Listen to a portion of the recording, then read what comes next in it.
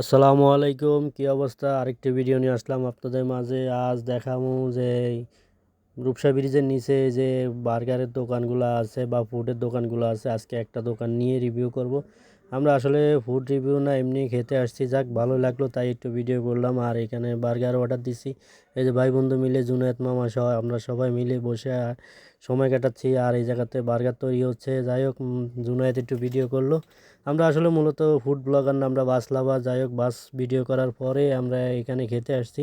আর দেখতে ভালোই লাগতেছে, ওখানে পিৎজা বানাচ্ছে আর এখানে বার্গার বানাচ্ছে। বার্গারটাও লোভনীয় হচ্ছে। যাই হোক, ভালো লাগবে আশা করি খেতে। যাক, এখানে আপনারা খেতে চলে আসবেন। এটা হচ্ছে রূপসা ব্রিজের নিচে। এটা মিস্টার খাদক নামে একটি দোকান, যা হাস্যকর, হাস্য না যে একটা নাম দিলে যে পরিচিত হয়। যাই হোক, খাওয়াটা ভালোই হয়েছে। আর এখানে দেখতে পারতেছেন যে সে তৈরি করতেছে। আর একটু পরে তৈরি করার পরে একটু হিট টিট দিয়ে দেখাচ্ছে আগুন। আমি তো ভয় পেয়েছি যে আমার ক্যামেরাও নষ্ট হয়ে যাচ্ছে।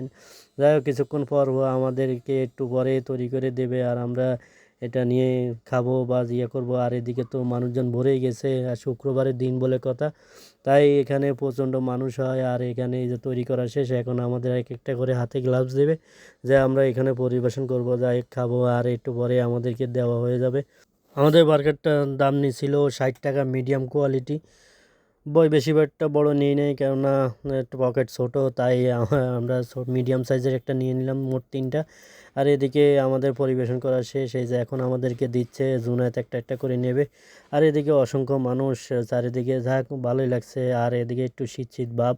আর এই বার্গার বা অন্যান্য কিছু খেতে ভালোই লাগতেছে। আর যাক, আমাদের হাতে দিয়েছে, যা আমরা এখন খাবো দাবো, একটু গল্প টল্প করবো, যাক সময় কাটাচ্ছে।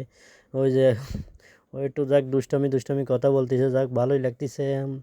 এই আর কি, ভালো থাকবেন, সুস্থ থাকবেন, আল্লাহ হাফেজ।